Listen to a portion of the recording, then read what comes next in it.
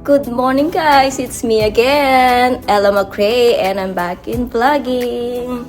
Ang baba ng energy.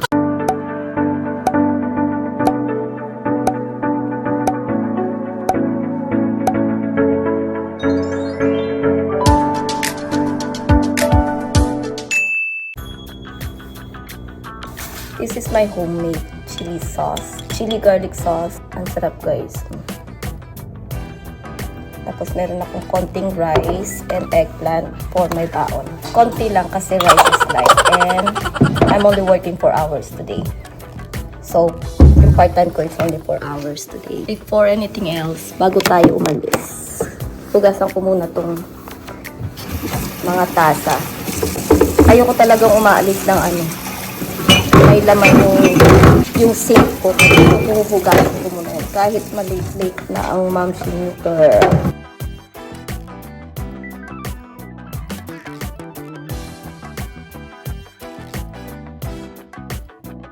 Bye, Slapper! Bye, Slapper! Bye, Shinshin! Bye!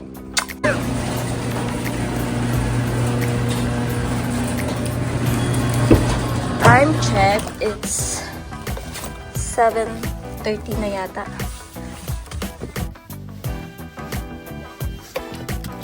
Ang tagal kong nawala sa vlog, 1 year yata. Yung lang naman, syempre yung pag-vlog ko is yung katuwaan lang nung medyo hindi pa ako busy-busy. Ngayon medyo nagbi-busy na si Ma'am Shinyo Els. Mula nung nag-start ako mag-side hustle. Nung part-time ko, okay pa, kaya ko pa. Pero nung nag-start na nga ako mag-side hustle, doon na ako talagang medyo nag-busy at hindi na kinakaya ng oras ni Ma'am Shinyo Els. Yung pag-i-edit, syempre alam nyo naman kung gaano kahirap mag-edit, lalo na kapag medyo mahaba-haba yung video mo. So yung side hustle ko, alam nyo nagpapa-order ako, diba? So nung marami nang nakatikim ng luto ni Ma'am Shinyo Els, ang dami nang nagme-message sa akin na pwede bang umorder ng ganito. Especially ang natin, diba, best seller natin sa ibang bansa is yung spring rolls and yung pansit talaga. Pero nung natikman nila yung spaghetti ko na parang pang Jollibee daw, ay patok sis, swak na swak talaga sa kanila sis. Kuwang-kuwa ko daw kasi yung lasa ng Jollibee. Oh my God! Wow! Hindi naman sa pag-aaral, char. So ito nga yung ko, ito yung pangalan ng side hustle natin, Ella's Kitchen. So yung part-time ni Mami nyo Els is dun pa rin tayo, same company pa rin tayo. Ang dami nang nabago, ang daming umalis. So yeah, maraming bagong manager, tapos masyado silang medyo mas humihigpit ngayon kaysa yung dating nag-start ako. Sobrang naghigpit sila sa oras. Kalahati ng oras ko talaga yung nabawas. Kaya naman naisipan ko yung side hustle. Trinay ko lang. Tapos yun, medyo okay naman siya. Pero, yung kinikita ni Ma'am Shinyo Els is hindi natin ginagastos yun. Siyempre, sinisave natin yun. Kung may goal ka na paunlarin, sure! Damn! Kung may goal ka talaga na umano pa yung pagbi-business mo, dapat marunong tayo mag-save. May bagong branch yung store namin. Pinaplano ko kung lilipat ako doon or mag-i-stay ako sa company. Malapit lang din siya sa bahay namin. Kaya pinag-iisipan ko, pero sobrang ganda doon. Ako na lang natira sa batch namin. Lahat nag-transfer na, lahat umalis na, mostly nag-resign.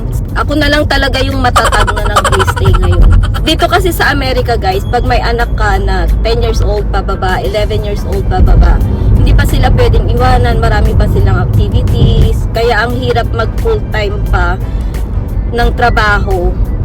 Kasi kung mag-full-time ka, tapos mag-hire ka ng babysitter, yung sasahurin mo, ibabayad mo lang din sa babysitter. Kaya nag-decide kami na hindi muna ako mag-full-time hanggat hindi pa pwedeng iwanan si Mikay. So yun lang guys yung update sa life ni Ma'am Shinyo Els. So ito try nating mag-upload at least twice a week ng ating vlog, buhay-buhay dito sa Jumerica.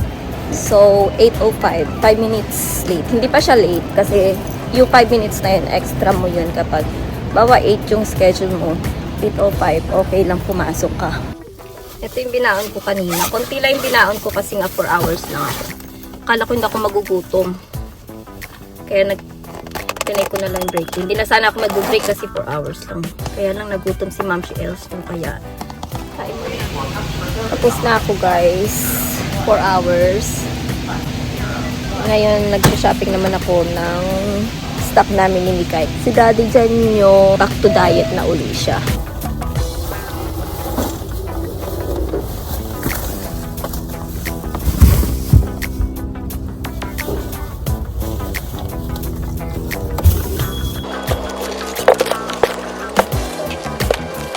Ay, sus. Big boy, big boy, big boy. Time check guys, it's 2:30 at pupunta na ako sa school ni Mikay. Susunduin ko na siya. So yan ang ganap natin every day guys, every day. Pag wala naman akong pasok, tumatanggap ako ng order. Papakita ko sa inyo yun. Next time iba-vlog ko talaga siya, promise, kung paano ko siya i-prep. That's all for today guys. Thank you all for watching.